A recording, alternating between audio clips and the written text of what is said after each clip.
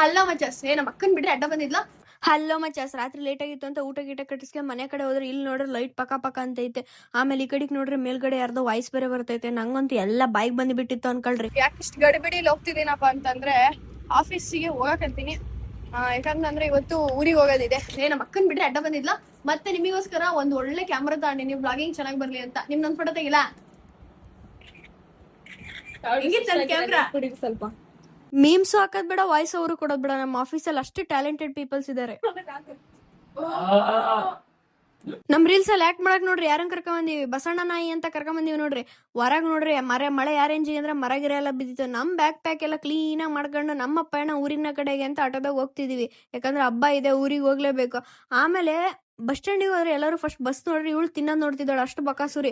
Doctor ಬೇಡ್ರೆ ಬೇಡ ಅಂದವ್ರೆ. ಉರ್ಸಕ್ ಒಳ್ಳೆ time ಅಂತ ಸರ್ಯಾಗಿ ಬಸ್ಸಲ್ಲಿ ತಿನ್ನಂತೆ ಅಂತಂದ್ರೆ ಅಲ್ಲಿ ಓಪನ್ ಮಾಡ್ಕೊಂಡು ಕುತ್ಕೊಂಡಾಳೆ ಬಕಾಸುರಿ. ಆ ನಾಯಿಗೆ ಒಂದ್ ಹೇಳಕ್ ಇಷ್ಟಪಡ್ತೀನಿ, ಅಂತ ಬಕಾಸುರಿ ಹತ್ರ ನೀನ್ ಕೇಳಕ್ ಬಂದಿಲ್ಲ, ಎಂತ ದರಿದ್ರ ನಾಯಿ ನೀನು ಅಂತ. ಅದಾದ್ಮೇಲೆ ಬಸ್ ನೋಡ್ರಿ ರಾತ್ರಿ 9:10 ಗಂಟೆ ಆದ್ರೆ ಎಲ್ಲರೂ ಊರಿಗೆ ಹೋಗಕ್ ಹಬ್ಬಕ್ಕೆ ಎಷ್ಟು ಕಾತರದಿಂದ ಕಾಯ್ತಿದಾರ ನೋಡ್ರಿ. ಆಮೇಲೆ ಅದನ್ ಬಿಟ್ಟು ಬಸ್ ಇಳಿದು ನಮ್ಮೂರಿಗೆ ಬಂದ್ ತಲುಪಿದ್ವಿ. ನಮ್ಮೂರಿಗೆ ಬಂದ್ ಇಳಿದ ತಕ್ಷಣ ಅಲ್ಲಿಂದ ನಮ್ಮ ಪಯಣ ಬೆಳೆಸಿದ್ದೆ ಬೈಕ್ ತಗೊಂಡ್ ನಮ್ ಮನೆ ಕಡೆಗೆ ಬರೋಣ. ಬಾಯ್.